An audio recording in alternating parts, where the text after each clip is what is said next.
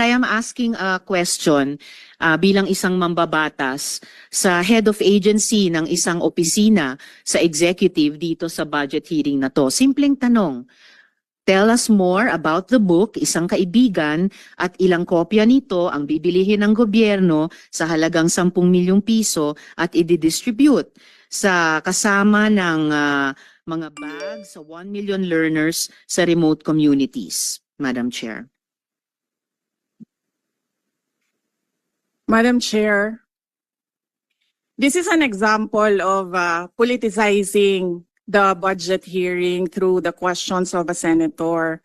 Ang problema niya kasi, nakalagay yung pangalan ko doon sa libro. At yung libro na yan, ibibigay namin doon sa mga bata. At yung mga bata na yan, may mga magulang na boboto. At yung pangalan ko ay nagkalat doon sa kung saan man ibibigay yung libro.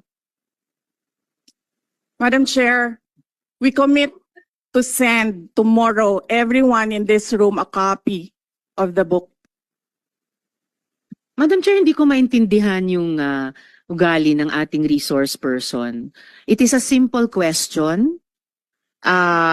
Paulit-ulit na this is politicizing. Ang VP ang nagbanggit ng salitang boboto. Wala akong sinabing boboto. I'm simply asking, hindi ko ma-imagine we're making so much trouble, so much fuss about a 10 million peso item na itinatanong ko lang simpleng, what is the book about? At ilang kopya ang bibilihin ng gobyerno sa halagang 10 milyong piso at i-distribute. I don't appreciate this kind of attitude, Madam Chair. Usually, ang resource persons natin ay nagbibigay ng parehong institutional courtesy sa legislature na ibinibigay natin sa executive. I don't appreciate this kind of attitude. Tolentino, do you have Madam Chair? Madam Chair. Yes, Madam Chair. Hindi ko rin maintindihan ang ugali ni Senator Risa Ontiveros. And I do not appreciate, ano yung sinabi niya? I do not appreciate this kind of behavior and attitude. Madam Chair, noong 2016, tumatakbo si Senator Risa Ontiveros na senator, nakailang talo na siya. So, Dalawa, Madam Chair. okay, dalawa. Natatakot siya sa pangatlong talo niya, kaya pumunta siya sa Davao. Humingi siya ng tulong. Tinulungan siya ng isang kagawad ng Davao na ngayon hindi na siya sinusuportahan. Humingi siya ng tulong sa akin, thinking na hindi mananalo si President Rodrigo Duterte.